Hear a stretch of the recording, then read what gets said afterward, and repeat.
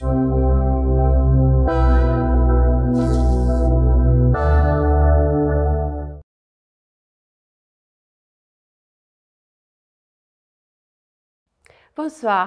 Il est difficile d'apprécier le nombre de cheminements, destins, parcours et rencontres qui ont été unis et enrichis grâce à la francophonie. Mais il est essentiel d'identifier et privilégier les personnes qui ont assumé le rôle de transmission de l'esthétisme, du poétisme, d'une part, et d'une force inébranlable, d'autre part, de la langue française. Sur le plateau de la francophonie à l'Aïoun, nous avons le plaisir d'accueillir Madame Nahira Manoukian, professeure à l'Université d'État Valérie Brussow, maître de conférences ex-responsable à la chaire de français et de philologie romane. Dans la même université, une personne qui s'occupe parallèlement des activités d'interprétariat et de traduction. Bonjour Madame Manoukian et merci de nous rejoindre ce soir. Merci de m'avoir accueillie. Merci. Madame Manoukian, on dirait que la francophonie, la langue française vous ont toujours accompagnée tellement vous êtes harmonieuse et épanouie dans cet amour. Mais comment cette langue a trouvé sa place dans votre cœur et quelle est l'histoire de cette rencontre? C'est une question cruciale finalement puisque le français, comme vous avez dit, il a trouvé la place dans mon cœur et pas seulement dans ma tête depuis ma douce enfance.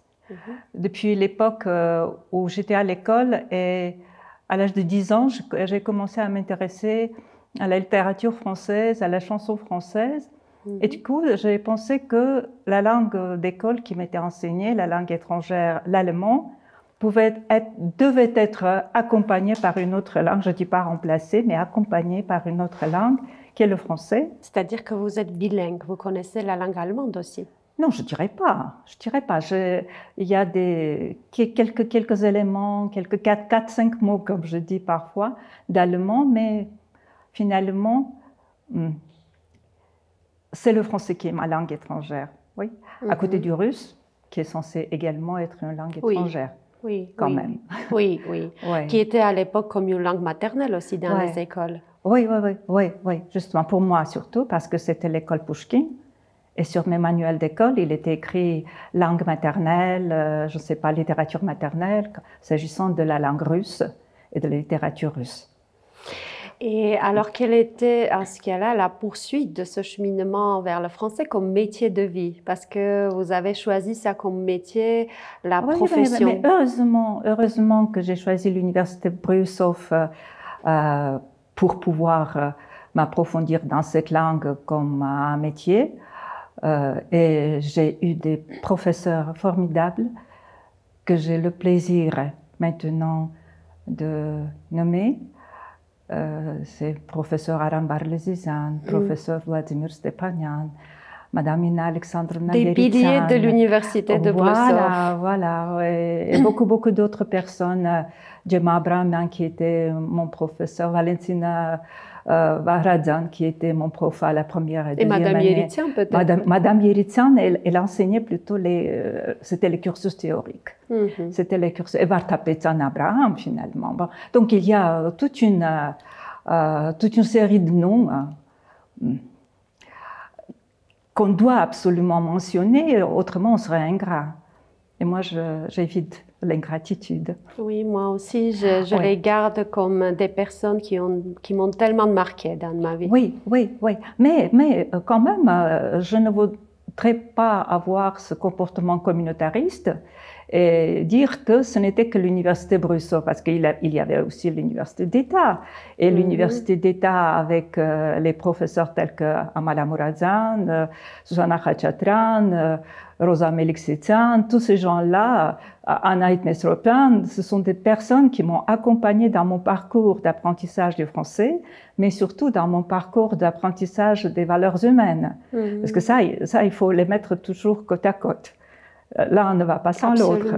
L'un ne va pas sans l'autre, comme ça. Mais finalement,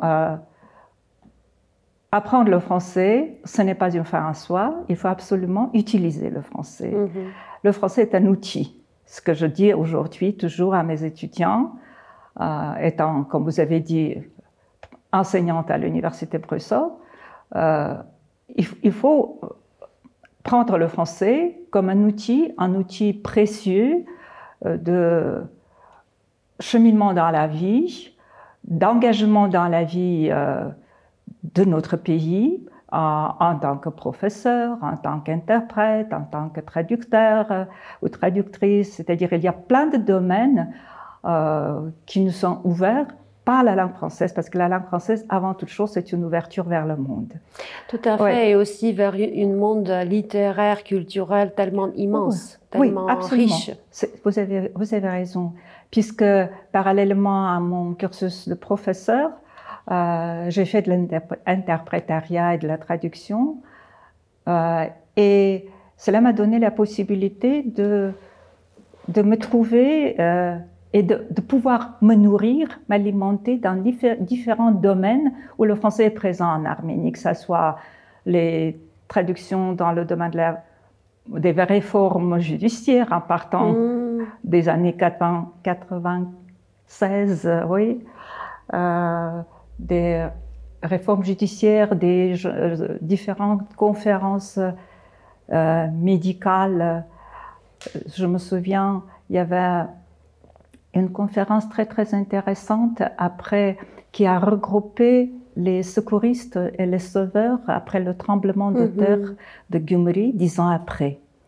Et tous ces gens-là, des sapeurs-pompiers, des médecins, des secouristes de différents types, s'étaient réunis à l'Académie des sciences pour rencontrer des personnes qui l'avaient sauvé autrefois.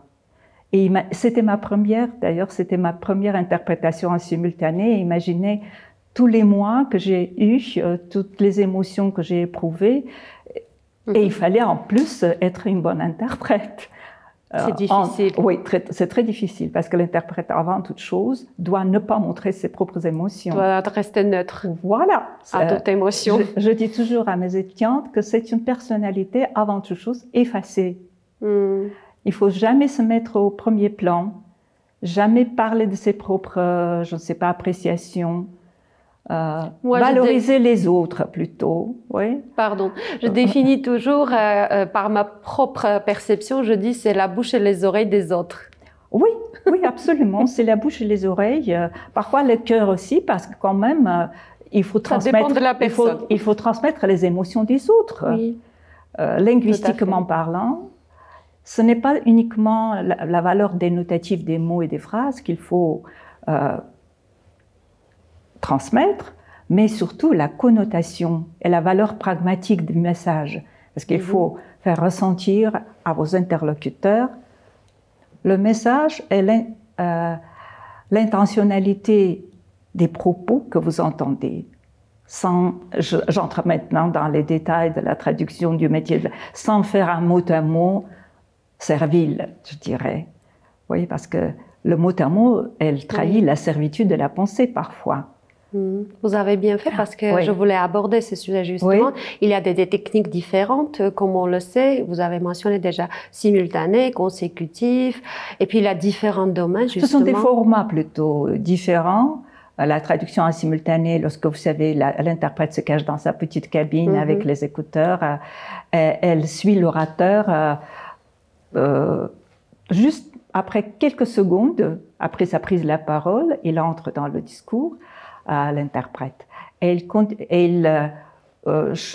il poursuit son cheminement juste après l'orateur. Et il doit terminer avec lui. Il y a parfois des cas, lorsque l'orateur termine, mais l'interprète continue de parler encore, mais puisque c'est normal, puisqu'il est un peu en retard. Surtout si on prend en considération que l'arménien est beaucoup plus long. Oui. Et toujours beaucoup plus long dans ses tournures de phrases. Vous avez raison. Surtout au début, quand je faisais l'interprétation, je me disais, mais mon Dieu, l'arménien, il est beaucoup plus long. La syntaxe de l'arménien, elle est en miroir par rapport à la syntaxe du français, parce que vous connaissez très très bien, en parlant l'arménien, le français. Mais il faut écouter, il faut entendre le français jusqu'à la fin, l'arménien, excusez-moi, pour comprendre de quoi il s'agit et comment faire la phrase. C'est difficile, mais formidablement difficile, je dirais. Malheureusement, je n'ai pas fait des études d'interprétariat, une autodidacte, mais j'ai eu personnalité, je dirais, dans ce domaine très, très, très forte, comme Anaït Mesropin, qui était toujours à côté de moi. Je lui dis toujours, tu es mon ami et mon maître. C'est formidable oui, si on peut unir les deux. Oui, oui, oui, oui. En une mon personne. grand ami et mon maître à qui j'ai appris beaucoup de choses. Je tiens à remercier toujours toutes les personnes qui m'ont aidé à devenir ce que je suis modestement aujourd'hui. Je dirais comme ça, en périphrasant la chanson de Serge Lama. Oui, oui, oui, c'est important de mentionner ça. Mais si on reste dans le sujet de traduction, vous avez parlé de format, mais de la forme de format de traduction. Mais il y a aussi les différents domaines. types de traduction. Dans quel domaine, par exemple, vous vous sentez plus à l'aise, ça vous plaît, vous êtes épanoui, vous le faites avec un grand plaisir parce que vous y trouvez les mêmes choses qui vous intéressent, je ne sais pas, le poétisme, l'esthétisme. Vous savez, c'est différent. Pour les traductions techniques, par exemple, quand je travaillais au métro d'Erevan, ça c'était aussi très passionnant parce que là, il faut être très pointu, très technique, très correct. Oui, et là, j'ai appris à aimer la précision des choses parce que si on traduit un peu à côté, le revêtement du métro peut s'écrouler. Donc, il faut être très, très précis. Ça, j'ai beaucoup aimé et j'ai beaucoup aimé cette période de ma vie parce que j'ai côtoyé des personnes, des experts français qui avaient beaucoup, beaucoup de respect pour l'Arménie et pour notre peuple au moment quand il traversait le moment le plus dur. C'était les années 92, 13, 14. C'était très, très difficile, vous vous souvenez, peut-être. Évidemment. Si vous étiez né à cette époque-là. Oui, oui, j'étais née. Mais après, différents domaines, les problèmes concernant les réformes du système judiciaire, c'est aussi intéressant parce que c'est aussi très, très concret et très important pour le pays, parce que quand on fait une traduction, on doit comprendre que c'est important, la chose que tu fais. Mais je m'approche petit à petit du domaine qui me passionne le plus. C'est le domaine de la traduction, de l'interprétariat, de tout ce qui concerne la psychologie, la psychanalyse, les cures psychothérapeutiques. Pourquoi? Justement, pourquoi? Pourquoi? C'est pour la simple raison que les psychanalystes et les psychothérapeutes travaillent avec l'inconscient.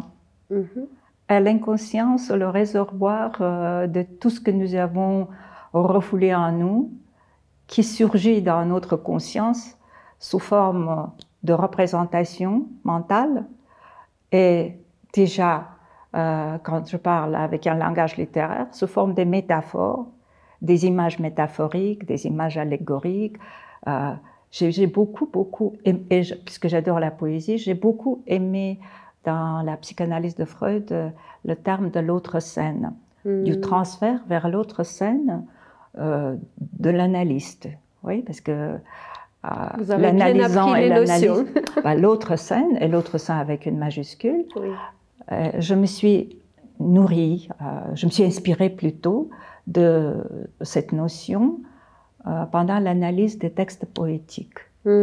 J'ai compris que le texte poétique peut être conçu comme une mise en scène spécifique et le lecteur, ou bien celui qui analyse le texte, il se déplace sur la scène de la poésie. Et il doit comprendre comment l'auteur, comment le poète a conçu la mise en scène de son texte. Quel est le premier plan de son texte? Quel est le deuxième plan? Et le texte poétique, c'est toujours l'autre scène de l'imagination du poète. C'est comme ça que je le comprends. Et cette altérité du poète qu'il faut absolument retrouver dans le texte, son moi profond qu'il faut retrouver dans le texte, et son mythe personnel parfois qu'il faut chercher dans le texte. Et d'ailleurs, c'est la psychocritique de Charles Mouron qui nous suggère cette possibilité d'analyse des textes, de chercher de trouver le mythe personnel de chaque poète. C'est intéressant. Oui, parce que pour le trouver, vous n'avez qu'à, finalement c'est facile, vous n'avez qu'à repérer les métaphores obsédantes, c'est-à-dire des métaphores qui se répètent souvent dans le tissu poétique de ce poète. Pas seulement dans un seul texte, mais en général dans sa poésie, dans sa création poétique. Et si ces métaphores poétiques se répètent, donc c'est révélateur du mythe personnel qu'il a dans sa tête. Par exemple, pour Valéry, Paul Valéry, Charles Morand trouvait que son mythe personnel est le mythe de Narcisse. Pour Lamartine, nous pouvons dire que c'est le mythe de Narcisse. Nous n'avons qu'à nous souvenir du lac de Lamartine. Oui. Pour Petros Dorian, qui a écrit le Tchak. Bon, oui. Il y a toujours, c'est-à-dire chaque surface aquatique qui reflète l'image du sujet lyrique devient l'autre scène de son imagination et du déroulement de son mythe. Son mythe personnel en tant qu'un récit profond, parce que chaque personne, nous avons toujours un récit de notre propre vie que nous répétons parfois sans le savoir. Vous avez parlé de la littérature, ça veut dire que c'est une chose qui prend une grande place dans votre cœur, le poétisme, la littérature, l'esthétisme de la langue française. Et je sais que vous avez publié un livre. Finalement, c'est un ouvrage. Ce n'est pas tellement pour le public large, comme on dit, mais c'est pour les personnes qui sont initiées au français et qui sont initiées à la poésie française. Donc il faut absolument ces deux choses pour pouvoir lire cet ouvrage, qui montre, d'ailleurs il s'appelle La polyphonie poétique. Et là, donc il y a le mot poétique, poésie là-bas. Oui, absolument. Parce que comme sujet de thèse de doctorat, c'était formulé un peu différemment. Analyse sémiotique de la polyphonie poétique. Là, véritablement, il s'agit d'une analyse sémiotique de la poésie française à partir du Moyen-Âge jusqu'à nos jours.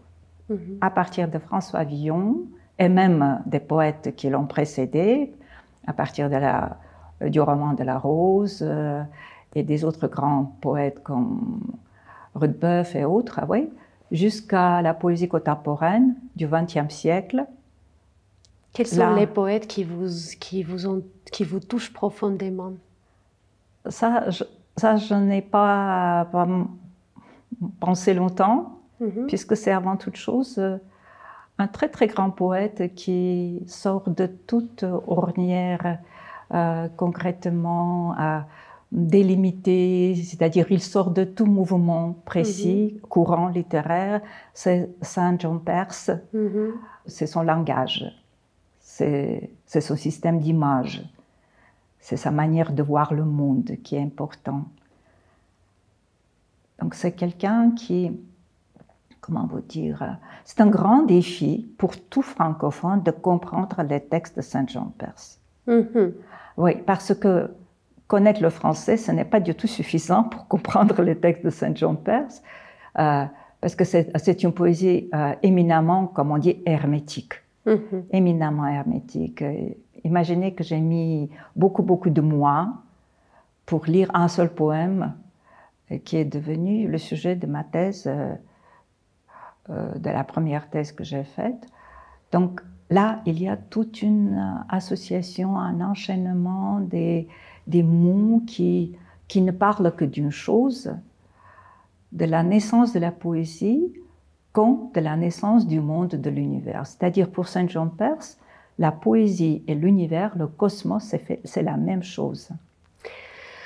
Pour peut-être clore ce cercle vertueux qui est imprégné du poétisme et de l'esthétisme de la langue française, je voulais savoir, puisque vous êtes aussi dans l'enseignement, et c'est une expérience de longue haleine, de longue durée, et vous voyez beaucoup de générations déjà.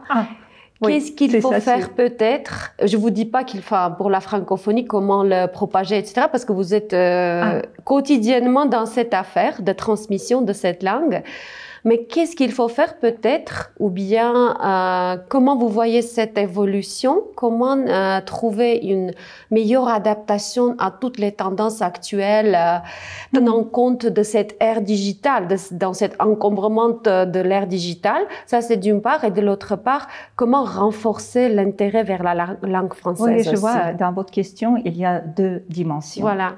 La première dimension, c'est la place du français dans la famille des langues étrangères, je dirais. Tout à fait. Faut-il faire une lutte contre les autres langues pour pouvoir promouvoir le français? Jamais, jamais, je ne pense pas. Parce que le français a tous ses atouts avant toute chose, puisque c'est une langue d'ouverture et de diversité. C'est une langue de respect, d'accueil, d'hospitalité. Pour moi, c'est ça le français. Et jamais il ne faut pas faire une bataille contre l'anglais, contre l'espagnol d'ailleurs, qui envahissent de plus en plus de terrain pour des raisons économiquement valables et politiquement aussi, surtout pour l'anglais. Mais le français, il ne doit pas être conçu uniquement comme une langue de propagation de la culture, des valeurs culturelles. C'est une langue qui aide à penser. Parce que penser français, ça veut dire penser clair. Oui. Penser français, ça veut dire penser cohérent. Tout ce qui n'est pas cohérent, n'est pas logique, n'est pas français. Et c'est un privilège. La syntaxe française, elle nous apprend à penser correctement. Vous connaissez très bien la syntaxe française qui respecte l'ordre des mots dans la phrase. Et cet ordre des mots dans la phrase, elle façonne notre vision des choses. C'est très structurant, je dirais. C'est très structurant, mais à côté de cette structuration de la pensée, c'est très passionnant. Parce que le français, c'est une langue qui privilégie le jeu de mots au niveau des assonances, des allitérations, qui fait ressentir la langue, qui fait savourer la langue. Mais on ressent la pouls de la langue quand on parle français. On ressent la pouls surtout des consonnes, on ressent la sonorité des voyelles. Donc c'est une beauté inouïe. Donc, il ne faut pas se battre contre les autres langues. Il faut tout simplement aimer le français et faire aimer le français à nos étudiants, à nos apprenants. Rien que ça. Maintenant, pour la motivation et pour les côtés pragmatiques, pourquoi apprendre le français? J'ai dit que si nous aimons notre pays et nous voulons que notre pays se développe, qu'il trouve sa place dans la famille des pays indépendants du monde entier, nous devons absolument pouvoir assimiler des valeurs culturelles qui sont propagées par la francité aussi, en premier lieu. Parce que le français, c'est la langue de l'élégance, de la culture, de la beauté, de tout ce qui est exquis. C'est comme ça que je le perçois. Et si on le comprend bien, en fin de compte, on peut toujours se trouver la manière de l'utiliser de la meilleure manière dans sa vie professionnelle, surtout en enseignant. Mais il y avait la deuxième partie dans votre question, le monde digital, vous avez l'intelligence artificielle. Comme pour l'anglais, l'intelligence artificielle n'est pas notre ennemi contre lequel il faut que nous nous battions. Il faut qu'on devienne des amis avec cette intelligence artificielle. Pour l'utiliser intelligemment. Oh, oui, bien sûr, bien sûr. Il faut avoir cet esprit de tolérance et de communication, même avec les nouvelles technologies. Une petite chose. Autrefois, on a dit, c'était une allégorie, le fait qu'on a conçu un ascenseur, on n'a pas éliminé les escaliers. C'est-à-dire, nous continuons de monter l'escalier en prenant l'ascenseur. C'est la même chose. Nous continuons d'utiliser les dictionnaires, les différents outils traditionnels, en utilisant également tout ce qui nous donne le monde numérique. J'espère que la présence de la personne sera toujours essentielle, en tout cas dans l'enseignement. Et j'en serais très heureuse que ça soit le cas. Je vous remercie infiniment, Madame Manoukian, et je souhaite beaucoup de succès dans tous vos projets. Merci beaucoup. Merci d'avoir valorisé le côté humain dans notre travail quotidien. Merci pour votre accueil. Merci beaucoup.